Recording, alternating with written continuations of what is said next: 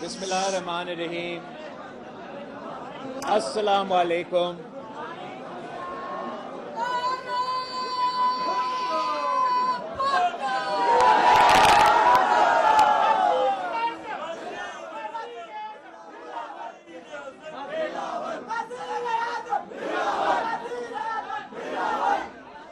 آج میں Sindh high court پاک کا صدر اور جنرل سیکرٹری اور پورا تنظیم کا شکر گزار ہوں کہ آپ نے ہمیں یہ موقع دیا کہ سندھ ہائی کورٹ کے وکلاء سے ہم خطاب بھی کریں، انٹریکٹ بھی کریں. میں ساتھ ساتھ پاکستان پیپلز پارٹی کے لائرز فورم کا تنظیم کا شکر گزار ہوں اور حکومت سندھ اور ہمارا لا منسٹر کا میں شکر گزار ہوں. اب سندھ ہائی کورٹ تو سندھ ہائی کورٹ جیسے ادارہ ہم تو یہاں بچپن سے آتے ہیں، تو ہمارے بہت سے یادیں ہیں اس ادارہ کا، اس بلڈنگ کا، سندھ ہائی کورٹ کا، یہاں کا وکلا کا، یہاں کا ججز کا. جتنا میں آپ کو جانتا ہوں کوئی اور آپ کو نہیں جانتا.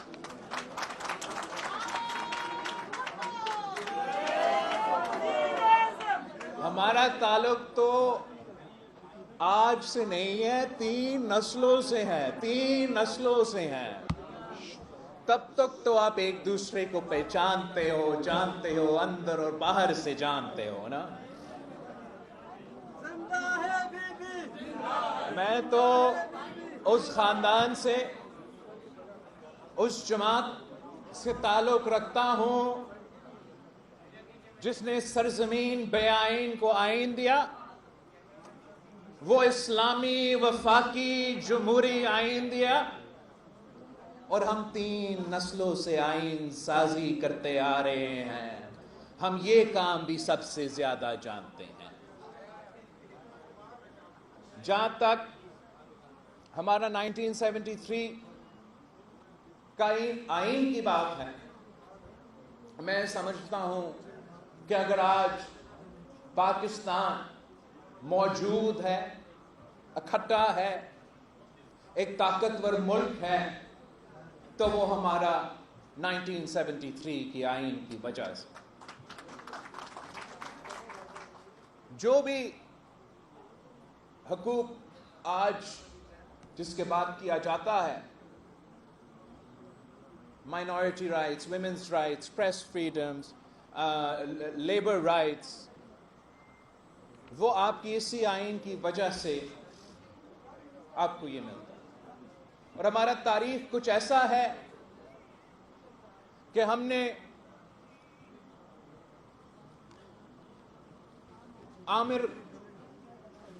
آمرانہ دور بھی دیکھے. ہم نے دیکھا ہے کہ کیسے آپ کا خون، پسینے اور محنت، آپ کا 3/3 کنسنسس کے پاس یا تقریباً مکمل کنسنسس کے پاس کیا گیا 1973 کی آئین ایک آنکھ کی لرزش سے اور ایک ہونٹ کی جنبش سے اڑا دیا جاتا ہے. ہم نے دیکھا کہ کس طریقے سے ہمارا آنریبل جج صاحبان عامر کو یہ کام کرنے دیتا ہے. 10 سال، 11 سال وہ جمہوریت ہی بھول جاتے ہیں، آئین بھول جاتے ہیں، قانون بھول جاتے ہیں، اور سارا اختیار ایک آمر کو دیا جاتا ہے. پھر ایک نہتی لڑکی نکلی، اسی عامر کے خلاف ڈٹ کے کھڑی ہوئی، 30 سال جدوجہد کی، اسی 1973 کی آئین کی بحالی کے لیے، اور اس جدوجہد میں وہ کامیاب بھی ہوئی۔ جنرل ضیاء کا آمرانہ دور ختم ہوا، جمہوریت بحال ہوا، مگر اس آئین کو 1973 کی قائد عوام کا دیا ہوا آئین کو ہم بحال نہ اس وقت نہیں کر سکے۔ ایک اور آمر کا دور بھگتنا پڑا، وہ آمرانہ دور بھی اس وقت ہمارا آئین کو ایک کاغذ کا ٹکڑا سمجھ کے پھاڑا گیا، اور جو اس سے سب سے شرمناک افسوس، اس سے بھی زیادہ بری بات، کہ جج صاحبان نے اجازت دی اس آمر کو آئین قبول کر، جمہوریت قبول کر، اپنا ذمہ داریاں بھول کر، کہ صاحب آپ آ جائے اور ایک بار پھر ہمارا آئین میں ترمیم کر لے۔ اور ہم نے دیکھا کہ ایک بار پھر وہی شہید محترمہ بے نظیر بھٹو، جمہوریت کی بحالی، اپنی والد قائد عوام شہید ذوالفقار علی بھٹو کا دیا ہوا اسلامی جمہوری وفاقی آئین کا بحالی کی جدوجہد لڑتی رہی۔ جب وہ جدوجہد لڑتی رہتی تھی اور ہمارا پیشیاں Sindh high court, Lahore high court,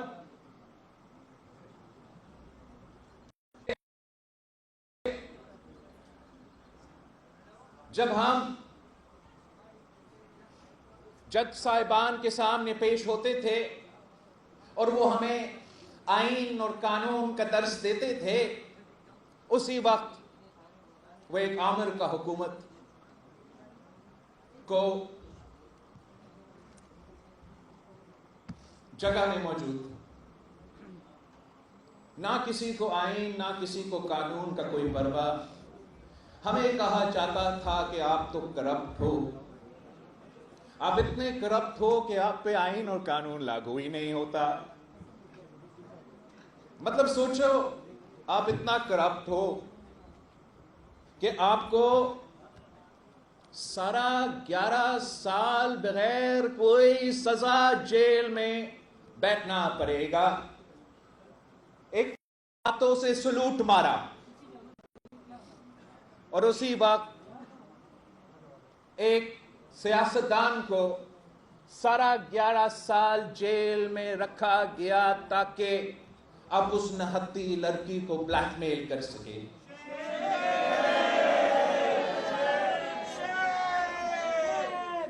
یہ تو ایک عجیب نظام تھا کہ پاکستان کی جمہوریت کا ہمارا نظام ایسا ہے کہ ہم صرف ایک پی سی او جج برداشت کر سکتے۔ ایک دفعہ آپ پی سی او کا اوتھ لے سکتے ہو، دوسری دفعہ اگر آپ پی سی او کا اوتھ لیتے ہو تو مسئلہ جمہوریت کا مسئلہ، عدالت کا، آزادی کا مسئلہ۔ پہلی دفعہ تو صحیح ہے، دوسری دفعہ تو چیف تیرے جان نثار بے شمار بے شمار۔ دوسری دفعہ ہوتا ہے تو وہ تو بہت ہی زیادہ ہمارا برداشت سے باہر۔ پہلی دفعہ تو صحیح، دوسری دفعہ تو برا۔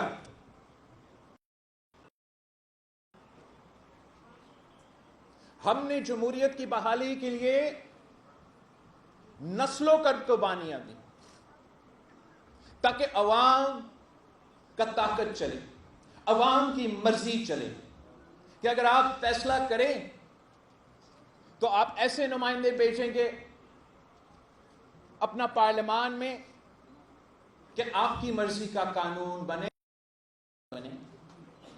اور ہم تو بڑا لمبا عرصہ جدوجہد، تو جلدی جلدی کی بات کر رہا ہے نا آج کل. یہ تو ایک جلدی کوئی نہیں، 3 نسلوں کا جدوجہد.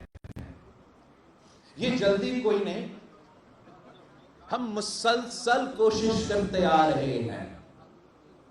جب چیف جسٹس افتخار چودھری ایک سٹنگ پی سی او جج تھا، اور تب تک اس کو خیال نہیں آیا تھا، نظر نہیں آ رہا تھا کہ وردی میں بیٹھا ہوا عامر ہے.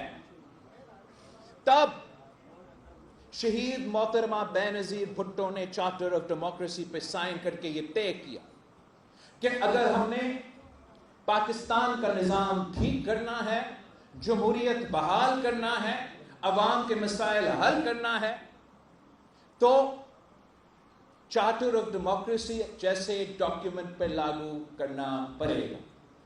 اور اسی چارٹر آف ڈیموکریسی پہ ہم نے وعدہ کیا کہ وہ 1973 کی آئین کا جس کا ذکر ہو رہا تھا اس سے پہلے، کہ اس کو بحال اس کی اصل روح کے مطابق کرنا پڑے گا، اور تمام کالے قانون کو اس سے مٹانا پڑے گا. اس چارٹر آف ڈیموکریسی میں شہید محترمہ نواز شریف صاحب کا دستخط تھا. شہید محترمہ بے نظیر بھٹو کا شہادت ہوئی، قربانی دی جمہوریت کے لیے. اور ہم سمجھتے ہیں کہ جب اس اسمبلی نے 18ویں ترمیم پاس کروایا، 1973 کی آئین بحال کیا، این ایف سی ایوارڈ دیا، صوبوں کو حقوق دی، تو ہم نے شہید محترمہ بے نظیر بھٹو کا نام مکمل مشن کو مکمل کیا. جب ہم 18ویں ترمیم پاس کر رہے تھے تو شہید محترمہ بے نظیر بھٹو نے کو باقی سیاستدانوں سے زیادہ وہ جانتی تھی کہ کتنا ٹوٹا پوٹا ہمارا سو کالڈ عدالت کا، انصاف کا نظام ہے اس ملک. اس لیے اس نے خود بطور ایک بیٹی اس انصاف کا ادارہ کا جائزہ لیا اپنی زندگی میں. جب ہمارا ہائی کورٹ آف لاہور، ہمارا supreme court of Pakistan became nothing more than a murder scene for شہید ذوالفقار علی بھٹو. ہم نے دیکھا یہ کہیں اور ہوتا ہے یا نہیں ہوتا، ہمارا ملک میں ہوا کہ انصاف دلوانے والا ادارہ نے قتل کیا، عدالتی قتل کیا قائد اعظم. تو شہید محترمہ بے نظیر بھٹو نے یہ خود دیکھی. پھر جب جنرل ضیاء الحق کا دور تھا تو شہید محترمہ بے نظیر بھٹو نے اپنے آنکھوں سے دیکھا کہ کس طریقے سے نہ صرف وہ خود مگر جمہوری پسند ہر کارکن پہ ناانصافی ہوا، تشدد ہوا، ظلم ہوا، اور ہمارے انصاف کے اداروں نے اس کام کا اجازت دی. شہید محترمہ بے نظیر بھٹو کو سب سے زیادہ معلوم تھی کہ ہمارا نظام ٹوٹا ہوا ہے، تو اس لیے اس نے یہ پیش رفت کی. اس وقت جب افتخار چودھری پی سی او جج تھا، کوئی انقلابی نہیں، اس وقت جب کسی چیف جسٹس نے خواب بھی نہیں دیکھا تھا کہ میں نے ڈیم بنانا ہے، اس وقت شہید محترمہ بے نظیر بھٹو نے یہ طے کیا تھا، عوام کے نمائندے نے یہ طے کیا تھا کہ آئینی عدالت بنے گا، جوڈیشل ریفارمز ہوں گے اور عوام کو فوری اور جلدی انصاف ملے گا. یہ اس وقت سے پہلے تھا جب آپ کے عدالت ٹماٹر اور پکوڑے کی قیمت کا تعین کر رہے تھے. تھینک یو، میرا اردو کمزور کا تعین کر رہے تھے. اس وقت سے پہلے طے ہوا، اور اب سے آپ کو مزے کی بات، شہید بیوی کے 30 سال کی جدوجہد، شہادت کے بعد 18ویں ترمیم پاس ہوا، اس میں آئینی عدالت نہیں تو جوڈیشل ریفارمز تھا. کتنا لمبا چوڑا پروسیس، 2/3 نہیں 3/3 پورا پارلیمان نے فیصلہ کیا، عوام کے نمائندے ہوتے ہوئے، ہمارے کارکنوں کے خون پسینے کے محنت کے بعد، قربانیوں کے بعد ان عوام میں پہنچتے ہیں، نسلوں سے جدوجہد کرتے آ رہے پھر پہنچتے ہیں. اور یہ کنسنسس 3 نسلوں ساتھ بناتے ہیں کہ ہم نے جوڈیشل ریفارمز کرنا تھا. تمام کالے قانون عامر نے لے کر آئے، ختم. Devolution done, NFC award done, Pakhtunkhwa done. پر ہم نے جوڈیشل ریفارمز بھی ایک حصہ تھا نا، یاد ہے آپ کو، تو ہم نے پاس تو کروایا تھا. مگر جج صاحبان، آنریبل جج صاحبان، جنہوں نے ریاست کو ماں کی طرح بنانا تھا، جنہوں نے انصاف دلانا تھا، انہوں نے پارلیمان کی آئین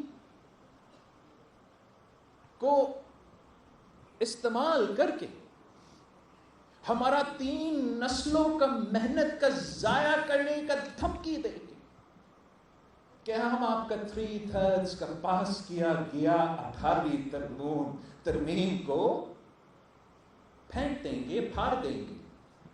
یہ وہی سوچ ہے جو عامر کا سوچ ہے نا. جب ایک کاغذ کا ٹکڑا ہے تو جو بھی آپ کا یونیفارم ہو، وہ سمجھتے ہیں کہ وہ پھاڑ سکتے ہیں جب بھی وہ جی چاہے. تو یہ دھمکی دیا گیا، پارلیمان کو دھمکی دیا گیا کہ آپ کا پورا آئین کو ہم ترمیم کریں گے اگر آپ یہ جو ججز اپوائنٹمنٹ کا پروسیس ہے اس پہ نظر انسانی نہ کرے. ہم نے کیا کہا تھا؟ یہ پوری دنیا، آپ یونائٹڈ اسٹیٹس کا ایگزامپل دیکھ لیں، وہاں جب ان کا سپریم کورٹ جو کہ کانسٹیٹیوشنل کورٹ ہے، ان کا جج کا تعیناتی ہوتا ہے تو پورا پارلیمان سامنے بیٹھا ہوتا ہے، عوام کے نمائندے، اپوزیشن کے، حکومت کے. اور یہ کوئی جیو اور ایئر وائی والا انٹرویو نہیں ہوتا ہے بھائی.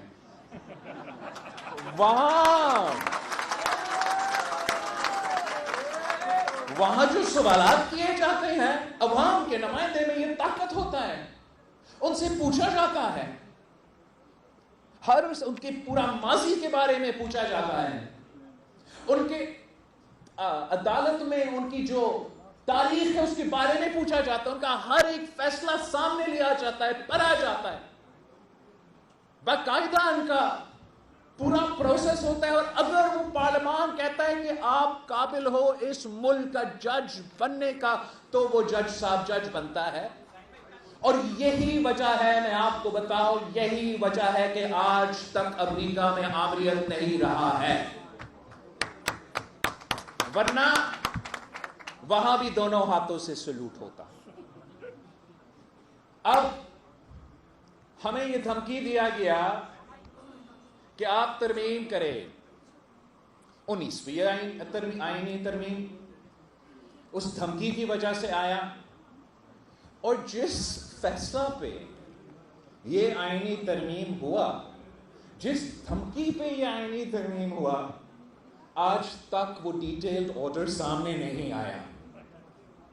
تو آپ کہتے ہیں کہ ہم ٹائم لے، بالکل 100 بسم اللہ، 3 نسلیں لڑیں گے، لیکن ہم اپنا جوڈیشل ریفارمز لے کر آئیں گے.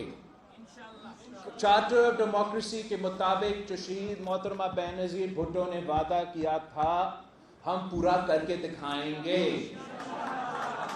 ہم نے ماضی سے اپنے سبق سیکھے ہیں. ہم وکلا برادری کا بہت ہی عزت کرتے ہیں، اور کیوں نہیں کریں گے. جب قائد عوام شہید ذوالفقار علی بھٹو خود وکیل تھا، جب پاکستان پیپلز پارٹی کو بنانے والے وکلا تھے، نہ صرف قائد عوام شہید ذوالفقار علی بھٹو مگر پاکستان پیپلز پارٹی کے امیدوار، پاکستان پیپلز پارٹی کی تنظیم، آدھا سے زیادہ ہمارا نیا جو پارلیمان بنا تھا وہ آپ کی برادری سے بھرا ہوا تھا. اور بڑا احترام کے ساتھ، بڑا عزت کے ساتھ وہی طریقہ ہے کہ آپ قانون سازی کرے، آپ آئین سازی کرے، کہ آئے الیکشن لڑو، ممبر پارلیمان بنو، رضا ربانی بنو، جو بھی پاکستان پیپلز پارٹی کا حفیظ بھی، جو بھی آپ نے بننا ہے بنے. مگر قانون سازی اور آئین سازی عدالت کے تھرو نہیں ہو سکتا. یہ نہیں ہو سکتا ہے کہ ہم آئین بنائیں، ہم موجود ہیں، اگر کوئی کنفیوژن ہے، یہ ایسا نہیں کہ 200 سال پرانا نا، 2000 ایٹ لیسٹ 18ویں ترمیم کے جنہوں نے بنایا وہ موجود ہے، آپ ان سے پوچھ سکتے ہیں. مگر خود 184 کے نام پہ، 186 کے نام پہ جج صاحبان نے اپنے آپ کو طاقت دیا ہے کہ وہ آئین سازی کر سکتے. آئین یہ نہیں کہتا ہے کہ جو ہم نے لکھا، آئین کہتا ہے کہ جو ان کی مرضی ہے. اور this is now proved beyond a reasonable doubt in Pakistani politics. Look at the last 15 years if you're not going to look at the last 70 years. Our judicial system is broken. آپ اگر lawyer بنے تو اس لیے کہ آپ عوام کو انصاف دیں. کتنے پینڈنگ کیسز ہے اس عدالت کے سامنے؟ کتنا دیر تک مجھے تو 45 ایئرز انصاف کرنا پڑا، انتظار کرنا پڑے قائد عوام شہید ذوالفقار علی بھٹو کا قتل کیس میں. وہاں بھی ہمیں بتایا گیا کہ 10A کی وجہ سے جو ہے ماضی کی غلطیاں کو اس طریقے سے درست نہیں کیا جا سکتا. چلے پھر بھی ایک بہت بڑی تاریخی کامیابی ہمیں 45 ایئرز بعد ملا تھا. جو آپ نے اس کیس کا سنا ہے جہاں 2 بھائیوں کو یہ قتل میں کا جرم دیا گیا، ان کو ایکسیکیوٹ بھی کیا گیا، اور سالوں بعد اس پتہ چلا کہ وہ بے گناہ تھے اور ان کو باعزت بری ہو گیا. آپ نے سنا وہ کیس جہاں ایک غریب عورت تقریباً 50 سال جدوجہد کرتی رہی اپنی وراثت کے لیے. بہت شکر گزار ہیں ہم اعلیٰ عدلیہ کے 50 سال بعد اس عورت کو شاید انصاف مل رہا ہے. مگر مانیں کہ جس کام کے لیے، جس ذمہ داری کے لیے آپ ادھر بیٹھے ہو، آج کل وہ ذمہ داری پورا نہیں ہو رہا. اور اگر ہم چاہتے ہیں کہ اس عدالتی نظام کو طاقتور بنائیں، اگر ہم چاہتے ہیں کہ ہمارے شہریوں کو فوری اور جلدی انصاف ملے، اگر ہم چاہتے ہیں کہ کسی صوبوں کے درمیان کوئی فرق نہ رہے، اور یہ سب سے اہم بات ہے، تو پھر آئینی عدالت، آئینی وفاقی عدالت ضروری ہے، مجبوری ہے. اب آپ اس لحاظ سے دیکھ لیں کہ ہمارا جو پارلیمانی نظام ہے وہاں بھی وفاق کا بیلنس رکھنے کے لیے تمام صوبوں کو ایک پار پہ رکھنے کے لیے ایک تو obviously آپ کا نیشنل اسمبلی ہے جہاں ڈائریکٹلی الیکٹڈ ممبرز ہیں، اور دوسرا ہم نے سینٹ آف پاکستان، ایک ہاؤس آف دا فیڈریشن ان کے اوپر بٹھائے ہیں کہ وہاں تمام صوبے کے برابر کا نمائندگی ہو، تاکہ کسی ایک صوبہ کسی دوسرا صوبہ پہ حاوی نہ ہو سکے. نظام میں ہم نے میں آج یہاں نہیں آیا ہوں کسی حکومت کا بل کا حمایت کرنے کے لیے یا کسی حکومت کی ترمیم کے بارے میں بات کرنے کے لیے. میں اگر آیا ہوں تو Pakistan Peoples Party of charter of democracy اور ہمارا very simple, very focus proposal کہ آئینی عدالت اور جوڈیشل اپوائنٹمنٹس میں ریفارم، میں وہ براڈر پرسپیکٹو میں. تو اس پرسپیکٹو میں جب ہم کہتے ہیں کہ آپ کو وفاقی عدالت بنانا پڑے گا تو اس وفاقی عدالت میں ہر صوبہ کا برابر کا نمائندگی ہوگا. اس وفاقی عدالت کا چیف جسٹس روٹیشن پہ ہوگا اور ہر صوبہ کو باری ملے گا کہ اپنا چیف جسٹس کا نمائندگی. اگر آپ مانتے ہو اس بات کا نا کہ پینڈنگ کیسز ہے، آپ مانتے اس بات کا کہ ہمارا جو سپریم کورٹ میں پٹیشنز ہے، جو کیسز پینڈنگ ہیں، ان میں 15% of cases will be of a constitutional nature or a political nature, and the rest of the cases وہ عوام کے کیسز ہے، وہ عام آدمی کا کیسز ہے، وہ قتل ہوا ہے، وہ ڈکیتی ہوا ہے، وہ زیادتی ہوا ہے، وہ فراڈ ہوا ہے، وہ وراثت کا کیس ہے. اب جو ہمارا عدالتی نظام ہے، آپ خود جائزہ لیں، وہ 15% جو سیاسی کیسز ہے وہ 90% ان کا ٹائم لیا جاتا ہے. اب اگر ہم چاہتے ہیں کہ ہم عوام کو انصاف دلوائیں تو جس کام کے لیے یہ ادارے بنے، یہ ادارہ بنا، وہ ادارہ بنا، عوام کو انصاف دلوانے کا، تو ان کو وہ کام کرنے دیں. اور جہاں تک آئینی فیصلے ہیں، جہاں تک زیادہ تر سیاسی فیصلہ ہے، تو جیسے ہم نے ماضی میں طے کیا ویسے ہی ہم انشاءاللہ تعالی آئینی عدالت بنائیں گے. اور اس آئینی عدالت دیکھے گا کہ آئین کے کیا مسئلے ہیں. وہ آئینی عدالت دیکھے گا کہ جو سیاسی کیسز ہے اور جو آپ کا کام ہے، جو آپ کے کلائنٹس کا کام ہے، وہ کام ہمارا جوڈیشری اور جوڈیشری کا نظام کرتا رہے گا. میں بالکل اس بات پہ یقین رکھتا ہوں کہ ان پٹ لینا چاہیے. ہم تو آج سے نہیں، افتخار چودھری کا زمانہ سے ان پٹ لیتے آ رہے ہیں. آپ ہر سپریم کورٹ بار کا الیکشن دیکھیں، ہر تقریر دیکھیں، عاصمہ جہانگیر کا کانفرنس دیکھیں، اب فرحت اللہ بابر ہو، رضا ہو، باقی جو ہم جوڈیشری ریفارمز کی سیمینارز کرتے رہے وہ ان کا آؤٹ پٹ دیکھیں.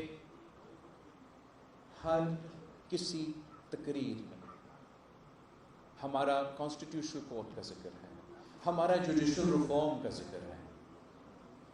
یہ کوئی نیا چیز نہیں ہے، یہ ان لوگوں کے لیے نئی بات ہے جن کے لیے تاریخ یہ اپریل 2021 سے شروع ہو جاتا ہے اور عدم اعتماد سے شروع ہو جاتا ہے، جن کے لیے تاریخ 1947 سے شروع ہوتا ہے پاکستان، ان کے لیے یہ بہت ہی پرانا مطالبہ ہے.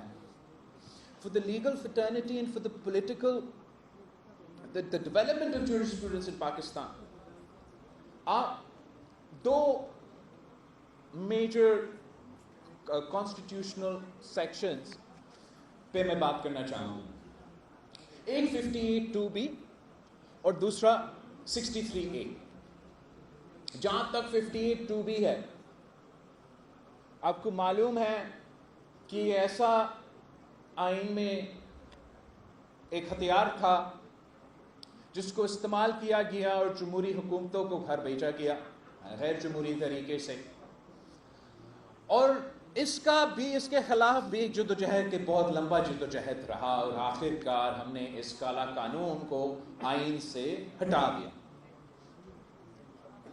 افسوس کے ساتھ کہ وہی 58(2)B کا پاور عدالت نے اپنے پاس رکھ لیا، اور آپ نے دیکھا کس طریقے سے کہ چاہے وہ یوسف رضا گیلانی صاحب ہو، چاہے وہ میاں محمد نواز شریف صاحب ہو، جو عوام کا طاقت تھا جس کو ہم نے سمجھا 58(2)B کو ہم نے ہٹا کے صدر سے لے لیا، واپس پارلیمان کو عوام کو دلوا دیا، عدالت نے وہ طاقت استعمال کرنا شروع کر دیا. جب خان صاحب کی حکومت کے خلاف ہم تحریک چلا رہے تھے تو ہمارے اتحادیوں میں سے، ہمارا پارٹی میں سے، لوگوں میں سے یہ ضرور مطالبہ تھا کہ فلاں ایشو پہ کورٹ جائیں، فلاں ایشو پہ کورٹ جائیں، فلاں ایشو پہ آپ کورٹ جائیں، وہاں سے ہم اس کو نکال سکیں گے۔ مگر پاکستان پیپلز پارٹی کا موقف یہی تھا کہ ہم عدالت کے دروازے کے تھرو، عدالت کا یہ 58(2)B کا اختیار کے ساتھ اس کو گھر نہیں بیچنا چاہتے ہیں، نہ ہمارا موقف یہ تھا کہ وہاں دیکھنے کے بجائے، یہاں دیکھنے کے بجائے آپ پارلیمان پہ زور دیں۔ عدم اعتماد واحد جمہوری پارلیمانی طریقہ ہے پوری دنیا میں کہ آپ کسی بھی منتخب وزیر اعظم کو اگر گھر بھیجنا چاہے تو وہ عوام الیکشن میں کر سکتا ہے یا ان کے نمائندے پارلیمان کے تھرو کروا سکتے ہیں، نہ کوئی جنرل نہ کوئی جج کے پاس اختیار ہے۔ مگر افسوس کے ساتھ کہنا پڑتا ہے، آپ سب نے ایکسپیرینس کیا کہ پاکستان کی تاریخ میں یا کسی عالم نے یہ استعمال کیا یا کسی جج صاحب نے استعمال کیا، ہم نے ایک دفعہ اس ملک کی تاریخ میں عدم اعتماد کے تھرو ایک وزیر اعظم کو گھر بھیجا۔ اس سے پہلے جب ہم 18ویں ترمیم کر رہے تھے تو ہم نے 63A کا ڈیفینیشن میں اضافہ اس لیے کیا کہ پاکستان پیپلز پارٹی کے خلاف یہ جوڑ توڑ کی سیاست ہوتا تھا، کبھی IGI کی شکل میں، کبھی پیراسائٹس کی شکل، پیٹریٹس کی شکل میں، کبھی کسی نہ کسی شکل میں یہ ہمارے، تو یہ کنسنسس جب بنا کہ فلو کراسنگ کو کمبیٹ کرنے کے لیے آپ پارلیمان کے ممبرز کو پارٹی لائن طے کرنے کا ہدایت پہ پابند ہوں گے۔ اگر وہ فیصلہ کرتے ہیں کہ پارلیمانی لائن کسی بھی وجہ سے کہ وہ پارلیمان پارٹی لائن کے خلاف جانا چاہتے ہیں تو پھر ان کو وہ ووٹ استعمال کرتے ہیں، کاؤنٹ کیا جاتا ہے اور پھر ان کو بائی الیکشن لڑنا پڑتا ہے عوام سے۔ ان عوام جنہوں نے اس پارٹی کے نشان پہ ان کا منتخب کیا، ان سے پوچھنا پڑے گا کہ کیا میرا ووٹ صحیح تھا یا غلط تھا۔ اس طریقے سے ہم نے فلو کراسنگ کے لیے ایک پابندی بھی لگایا اور پارلیمان میں ووٹ کی طاقت کو اور پارلیمان کی اور پارلیمانٹیرینز کی آزادی بھی رکھا۔ نہ کم بیک عدالت نے فیصلہ کیا کیا، 63A کا جب فیصلہ کیا جا رہا تھا، آپ میں سے کوئی مجھے بتائے کہ کیا کسی نے آئین پڑھا؟ جب 63A کا فیصلہ لکھا جا رہا کوئی وہ آئین پڑھا یا کوئی کسی نے یہ سوچا کتنا بڑا ہم فیصلے سنانے جا رہے ہیں، کسی سے پوچھ لے جس نے وہ آئین لکھا کہ کیا آپ کا مطلب تھا۔ جب آپ پڑھتے ہو 63A کو ان دا کانسٹیٹیوشن، کیا کوئی کنفیوژن ہے کہ ہونا کیا ہے یا کیا نہیں ہونا ہے؟ عدالت نے یہ اختیار اپنے پاس لے لیا کہ آئین میں ترمیم وہ کر سکتے ہیں، ہم نہیں، اور انہوں نے 63A کے فیصلے میں آئین کا ترمیم کرنا کہ جو آپ نے لکھا وہ نہیں، اب ہمارا مرضی۔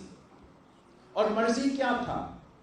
مرضی یہ تھا کہ PDM کا پنجاب حکومت نہ بنے، مرضی یہ تھا کہ PDM کا پنجاب حکومت نہیں ہوگا تو الیکشنز میں اثر ہوگا، خاص طور پہ صوبہ پنجاب میں، اور جیسے آپ سب کو پتہ ہے پنجاب کے اپنی۔ اور وہ فیصلہ کیا تھا؟ فیصلہ یہ تھا کہ آپ ووٹ پارٹی لائن کے خلاف نہیں دے سکتے، دیتے ہو تو گنا نہیں جائے گا، دیتے ہو گنا نہیں جائے گا، پھر بھی کرتے ہو تو نااہل کیا جائے گا۔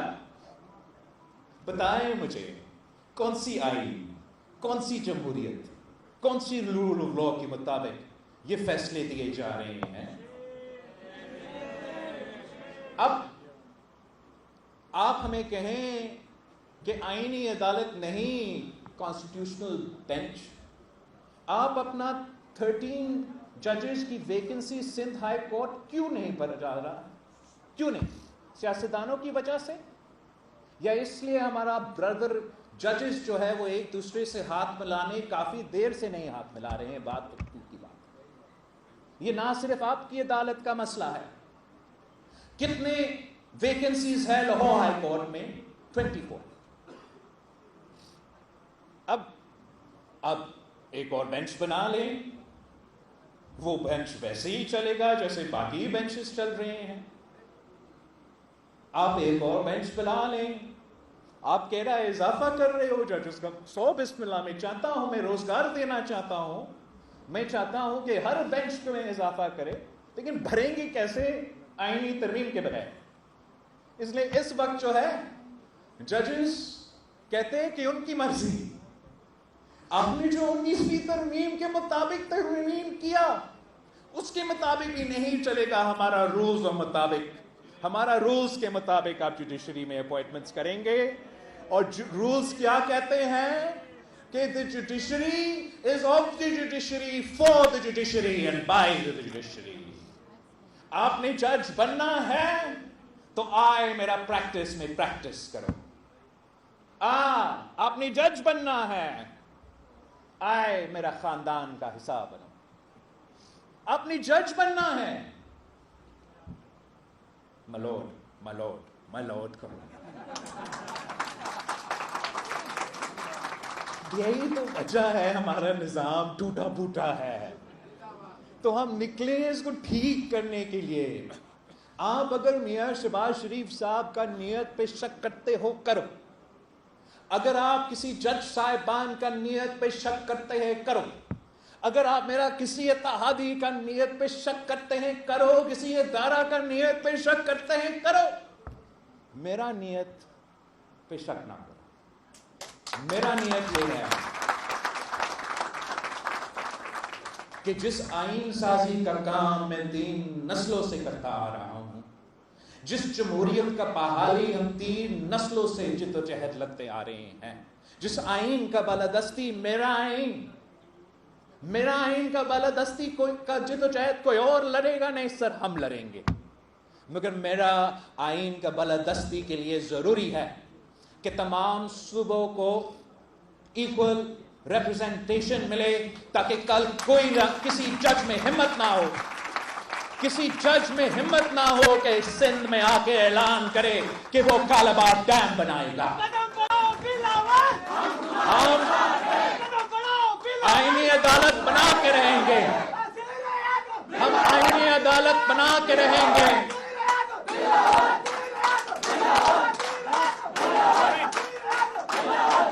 ہم آئینی عدالت بنا کے رہیں گے تاکہ کسی اور وزرائے اعظم کو تخت تاج پہ نہ چلایا جائے. ہم آئینی عدالت اس لیے بنائیں گے کہ ان سب شکایت سارے مسئلے کی اپنی جگہ, تاکہ اس ملک کے عوام کو انصاف ملے. اس ملک کے عوام کو میرا ذمہ داری ہے. آپ لائرز بنے ان کا کیس لڑنے کے لیے. میں اس ہاؤس میں بیٹھا ہوں تاکہ میں قانون بنائیں, تاکہ میں آئین بنائیں. اور میں سمجھتا ہوں کہ بہتر ہوگا کہ ہم کنسنسس کے تھرو بنائیں. بہتر ہوگا کہ دوسری جماعتیں ساتھ مل کے بنائیں. مگر ماضی سے ہم نے اپنے سبق سیکھیں.